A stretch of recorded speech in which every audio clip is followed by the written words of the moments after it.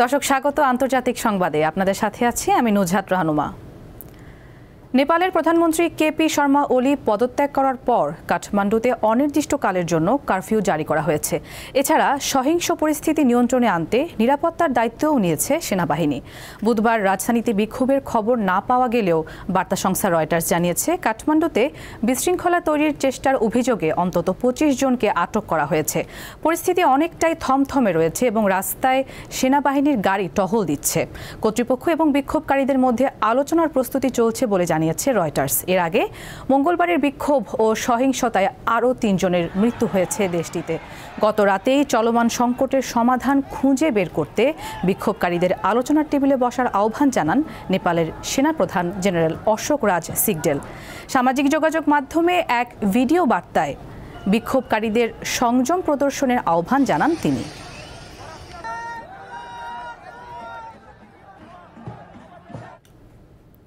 ফিলিস্তিনের অবরুদ্ধ গাজায় হামলা আরও জোরদার করেছে ইসরায়েলি বাহিনী। মঙ্গলবার উপত্যকাটিতে ইসরায়েলি বর্বরতায় আরও অন্তত ৫০ জন নিহত হন। তাদের মধ্যে দক্ষিণ গাজায় ত্রাণের আশায় জড়ো হওয়া ৯ জন ফিলিস্তিনিও রয়েছেন। এতে করে ভূখণ্ডটিতে মোট মৃত্যুর সংখ্যা ৬৪,০০০-এর বেশি ছাড়িয়েছে, যাদের মধ্যে প্রায় ২০,০০০ শিশু। ফিলিস্তিনি সিভিল ডিফেন্স জানায় গাজা সিটির মাত্র ৭২ ঘন্টায় ২০০টিরও বেশি অ্যাপার্টমেন্ট সহ ৫টি উঁচু ভবন ধ্বংস হয়েছে। এছাড়া ৩৫০টিরও বেশি তাঁবু মাটির সঙ্গে মিশিয়ে দেওয়া হয়েছে। ফলে প্রায় ৭,৬০০ মানুষ খোলা আকাশের নিচে মৃত্যু ভয়, ক্ষুধা ও অসহনীয় গরমে দিন কাটাচ্ছেন।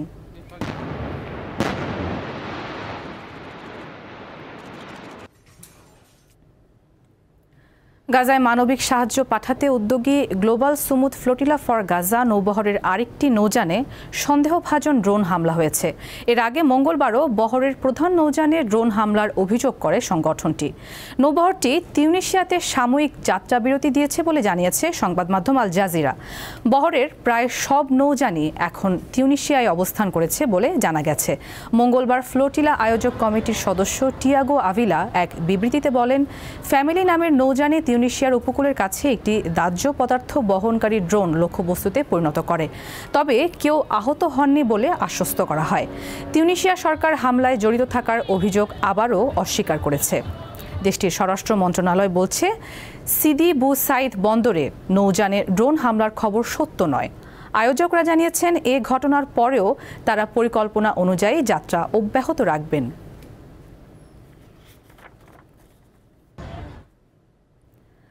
কাতারে হামাসকে লক্ষ্য করে ইসরায়েলের বিমান হামলা নিয়ে অসন্তোষ প্রকাশ করেছেন মার্কিন প্রেসিডেন্ট ডোনাল্ড ট্রাম্প।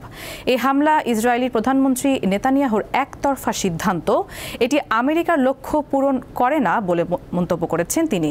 এছাড়া হামলার ঘটনাস্থল বেছে নেওয়া নিয়েও খুব খারাপ লেগেছে বলে জানিয়েছেন ট্রাম্প।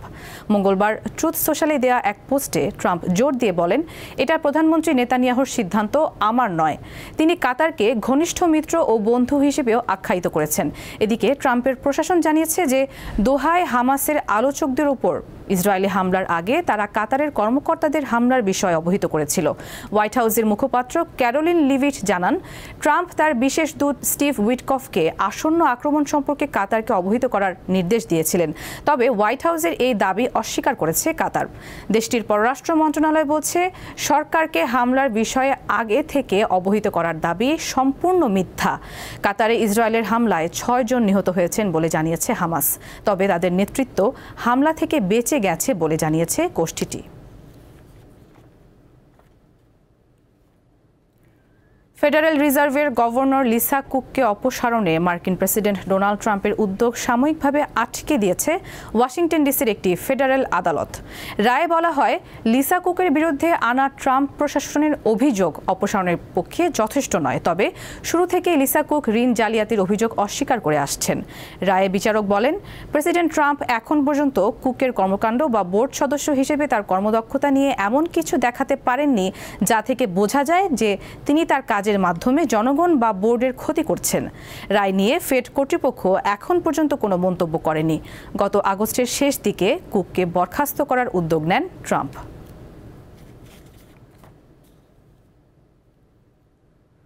পূর্ব ইউক্রেনের দোনেৎস্কে পেনশনের জন্য লাইনে দাঁড়ানো বেসামরিক মানুষকে লক্ষ্য করে বিমান হামলা চালিয়েছে রাশিয়া। এতে কমপক্ষে ২৪ জন নিহত ও ১৯ জন আহত হন। স্থানীয় সময় মঙ্গলবার সকালে এই হামলা হয়। নিহতদের বেশিরভাগ প্রবীণ বলে জানিয়েছেন স্থানীয় কর্তৃপক্ষ। হামলা হওয়া এই অঞ্চলটি যুদ্ধের ফ্রন্টলাইনের কাছেই অবস্থিত। রুশ বাহিনী পূর্বাঞ্চলে ধীরে ধীরে অগ্রসর হওয়ায় এই অঞ্চল বিশেষভাবে ঝুঁকিপূর্ণ হয়ে উঠেছে। ইউক্রেনের প্রেসিডেন্ট ভলোদিমির জেলেনস্কি জানিয়েছেন, নিহতরা সবাই ইয়ারোভা গ্রামের এবং তারা পেনশন নিতে জড়ো হয়েছিলেন। আঞ্চলিক প্রশাসক জানান, ঘটনাস্থলে উদ্ধার কাজ চলছে এবং স্থানীয় বাসিন্দাদের নিরাপদ স্থানে সরিয়ে নেওয়ার আহ্বান জানান তিনি। এটি সাম্প্রতিক সপ্তাহগুলোতে ইউক্রেনীয় বেসামরিকদের উপর অন্যতম ভয়াবহ হামলা।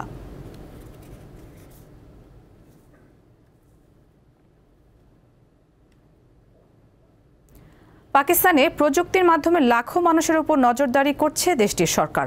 আন্তর্জাতিক মানবাধিকার সংস্থা অ্যামনেস্টি ইন্টারন্যাশনালের এক প্রতিবেদনে চাঞ্চল্যকর এ তথ্য প্রকাশ করা হয়েছে। চীনের পর দ্বিতীয় কোনো দেশে এটি জনগণের উপর নজরদারির সবচেয়ে বড় উদাহরণ বলছে সংস্থাটি। মঙ্গলবার ওই প্রতিবেদন প্রকাশ করে সংস্থাটি। প্রতিবেদনে আরও বলা হয়, জনগণের উপর পাকিস্তান সরকারের নজরদারি নেটওয়ার্ক ক্রমেই বাড়ছে, আর এই কাজে ব্যবহার করা হচ্ছে পশ্চিমা ও চীনা প্রযুক্তি। এটি ভিন্নমত ও বাক স্বাধীনতা দমনে হাতিয়ার হিসেবে ব্যবহৃত হচ্ছে। অ্যামনেস্টি বলছে, পাকিস্তানের গোয়েন্দা সংস্থাগুলো লফুল ইন্টারসেপ্ট ম্যানেজমেন্ট সিস্টেম ব্যবহারের মাধ্যমে একসঙ্গে অন্তত ৪০ লাখ মুঠোফোনে নজরদারি করতে পারে। এছাড়া WMS 2.0 নামে পরিচিত চীনের তৈরি প্রযুক্তি ব্যবহার করে একই সঙ্গে ২০ লাখের বেশি সক্রিয় ইন্টারনেট ব্যবহারকারীকে ব্লক করা যেতে পারে। ফ্রান্সের নতুন প্রধানমন্ত্রী হিসেবে সেবাস্টিয়ান লুকোর্নুর নাম ঘোষণা করেছেন দেশটির প্রেসিডেন্ট ইমানুয়েল মাখো। এর মধ্য দিয়ে গত ২ বছরে পঞ্চম প্রধানমন্ত্রী পেল ফ্রান্স। আস্থা ভোটে আগের প্রধানমন্ত্রী ফ্রাঁসোয়া বাইরুর পরাজয়ে সরকার পতনের পর নিয়োগ পেলেন সেবাস্টিয়ান। ৩৯ বছর বয়সী সাবেক প্রতিরক্ষামন্ত্রী সেবাস্টিয়ান প্রেসিডেন্ট মাখোর দীর্ঘদিনের ঘনিষ্ঠ মিত্র হিসেবে পরিচিত। ২০১৭ সালের প্রেসিডেন্ট নির্বাচনে প্রচারের সময় মাখোকে সমর্থন দেন তিনি। সেবাস্টিয়ান নতুন প্রধানমন্ত্রী হওয়ার মাখোর অর্থনৈতিক সংস্কার কর্মসূচির ধারা অব্যাহত থাকবে বলে ধারণা করা হচ্ছে। এক বিবৃতিতে প্রেসিডেন্টের কার্যালয় জানায়, ফ্রান্সের পরবর্তী বাজেট গ্রহণের লক্ষ্য নিয়ে সেবাস্টিয়ানকে রাজনৈতিক দলগুলোর সঙ্গে আলোচনা চালিয়ে যাওয়ার দায়িত্ব দেওয়া হয়েছে।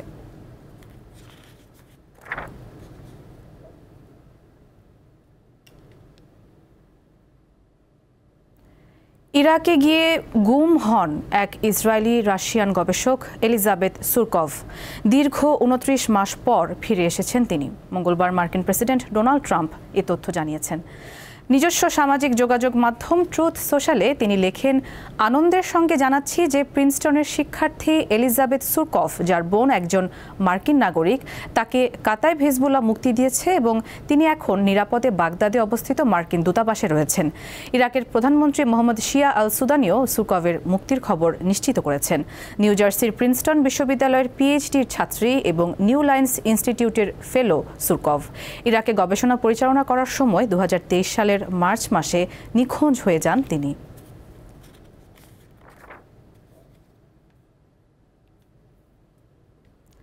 হারানো অঙ্গ নিজেরাই গজিয়ে তুলতে পারে বিস্ময়কর প্রাণী অ্যাক্সোলোটাল। মেক্সিকোর জলাশয়ে এদের দেখা মেলে। ঠান্ডা প্রকৃতির এই প্রাণী এখন প্রায় বিলুপ্তির পথে। মানুষের অঙ্গ পুনরুৎপাদনের জন্য এই প্রাণী নিয়ে গবেষণা করছেন বিজ্ঞানীরা। শান্ত প্রকৃতির এই মাছ অনেকে অ্যাকোরিয়ামে পালন করেন। অ্যাক্সোলোটাল পাওয়া যায় মেক্সিকোর জোচিমিলকো এলাকার হ্রদ ও খালে। ১৫ থেকে ৪৫ সেন্টিমিটার লম্বা এই প্রাণীর শরীর বেশ নরম ও মসৃণ। মাথার দুপাশে ফ্রিলের মতো দেখতে গিলস বা শ্বাসযন্ত্র রয়েছে, যা সাধারণত গোলাপি বা লালচে হয়।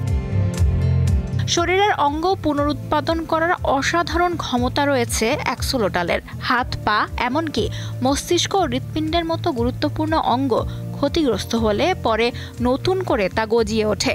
মানুষের অঙ্গ পুনরুৎপাদনের লক্ষ্য নিয়ে এই প্রাণীর ওপর গবেষণা শুরু করেছেন বিজ্ঞানীরা।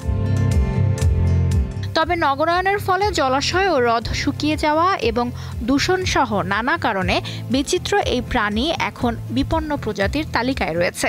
পুরো পৃথিবীতে এখন ১,০০০-এরও কম অ্যাক্সোলোটাল রয়েছে। তাই বিরল এই প্রাণীটি এক নজর দেখতে মানুষ ভিড় করছেন রিও মেরিন অ্যাকোরিয়ামে।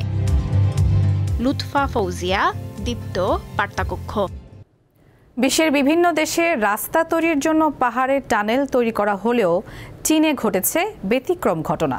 পাহাড়ে খনন করে টানেল তৈরির পরিবর্তে পাহাড় কেটে রাস্তা তৈরি করা হয়েছে। এতে যাতায়াতের সময় অনেকটা কমে আসবে বলে জানিয়েছে কর্তৃপক্ষ। পাহাড়ের ঢাল ও গঠন বিবেচনায় রাস্তা তৈরি করা একটি বড় চ্যালেঞ্জ। পাহাড়ের মাঝে রাস্তা তৈরির জন্য বিভিন্ন দেশে সাধারণত টানেল তৈরি করা হয়, তবে ব্যতিক্রমী চীন। একটি এক্সপ্রেসওয়ের জন্য পাহাড় কেটে রাস্তা তৈরি করা হয়েছে দেশটিতে। চীনের পার্বত্য প্রদেশ গুইঝুতে একটি এক্সপ্রেসওয়ে নির্মাণের জন্য কয়েকটি পাহাড় কাটা হয়েছে। গুইঝু লুয়ান নামের এক্সপ্রেসওয়েটি বেইপান নদীর ওপরে অবস্থিত হুয়াজিয়াং গ্র্যান্ড ক্যানিয়ন ব্রিজের সাথে সংযুক্ত হয়েছে। এক্সপ্রেসওয়েটি এরই মধ্যে সবার দৃষ্টি আকর্ষণ করেছে, কারণ এটি অন্যান্য রাস্তা থেকে আলাদা। চীনা প্রকৌশলীরা এক্সপ্রেসওয়ের জন্য পাহাড়ের আকৃতি পরিবর্তন করে সেগুলো কেটে রাস্তা তৈরি করেছেন। এক্সপ্রেসওয়ে নির্মাণকারীদের তথ্য মতে এই পদ্ধতিতে নির্মাণের কারণে যাতায়াতের সময় অনেক কমে আসবে, এড়ানো যাবে টানেলজনিত প্রাকৃতিক বিপর্যয়। চীনের গুইঝো প্রদেশের 92% এলাকা পাহাড় দিয়ে ঘেরা। হুয়াজিয়াং গ্র্যান্ড ক্যানিয়ন ব্রিজ এবং লুয়ান এক্সপ্রেসওয়ের মতো প্রকল্প নিয়ে সমালোচনা করছেন পরিবেশবিদরা। পাহাড়কে বিকৃত করে এমন পদক্ষেপের চেয়ে আরও ভালো বিকল্প পাওয়া যেত বলে মনে করছেন তারা। তবে পরিকল্পনাকারীরা বলছেন, এক্সপ্রেসওয়ে তৈরির জন্য তাদের কাছে পাহাড়ের চূড়া কেটে ফেলা ছাড়া আর কোনো বিকল্প ছিল না। এসব প্রকল্প পরিবেশের কোনো ক্ষতি করবে না বলেও দাবি তাদের। বর্তমানে নির্মাণাধীন এই এক্সপ্রেসওয়ে এবং বেইপান নদীতে অবস্থিত হুয়াজিয়াং গ্র্যান্ড ক্যানিয়ন ব্রিজটি এই বছরের শেষের দিকে চালু করা হবে। ইশরা ছুমা, দীপ্ত বার্তাকক্ষ। দর্শক, শেষ করছে আন্তর্জাতিক সংবাদ। পরবর্তী আয়োজন বিকেল 5টায় জেলা সংবাদ দেখার আমন্ত্রণ। এছাড়া তথ্য ও বিনোদনের অন্যান্য খবর পেতে চোখ রাখুন দীপ্তর ডিজিটাল প্ল্যাটফর্মগুলোতে। ধন্যবাদ সবাইকে।